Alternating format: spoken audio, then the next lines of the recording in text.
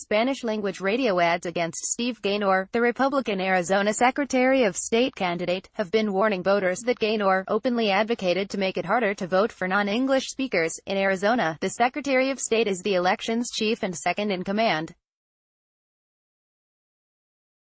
With less than a week until the midterm elections, polling released Tuesday by High Ground Inc. showed Gaynor's opponent, Democrat Katie Hobbs, leading by 1.2 percentage points. Those results remain within the poll's margin of error of 4.9%. The campaign by the American Civil Liberties Union of Arizona is a $129,880 effort of radio and online advertisements that began on October 15 and will run through November 5, the day before the election. Radio advertisements, which cost $100,000 themselves, began airing October 15 on Spanish-language stations in the Phoenix and Tucson areas. The remainder of the money was spent on Facebook ads. This year, Arizonans will decide between two candidates for Secretary of State with very different views on how to run our elections, the ads say in Spanish, according to translations provided by the ACLU of Arizona. Right now, the law protects all eligible voters, no matter what language they speak.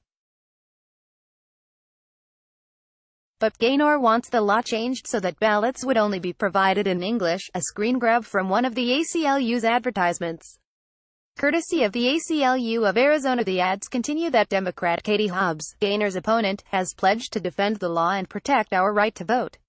The ACLU says it does not endorse or oppose candidates. We just wanted to make sure that as this election got closer, people had the opportunity to hear about the difference in the Secretary of State candidates when it came to protecting voting rights and civil liberties, said Tony Connie, political director for the ACLU of Arizona.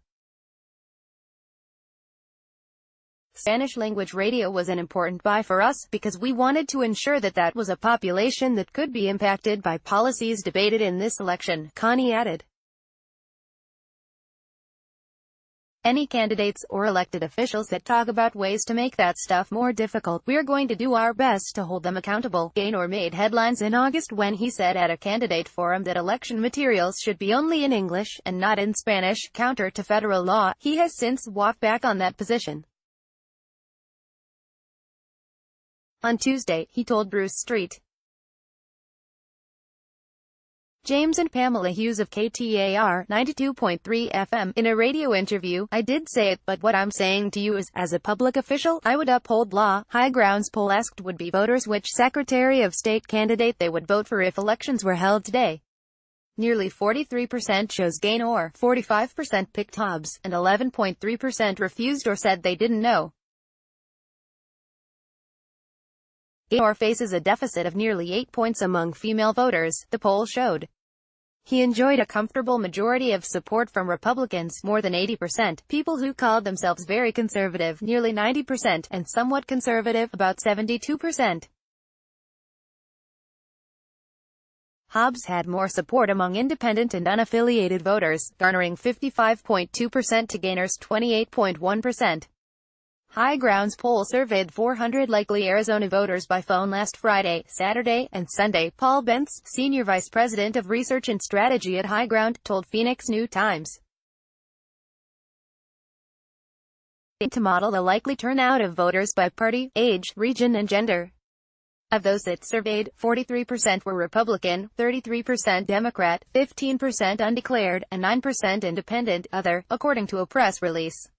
These results are a shift from other polls in early October, conducted by a different firm, that gave Gaynor a lead over Hobbs of 4 to 14 percentage points.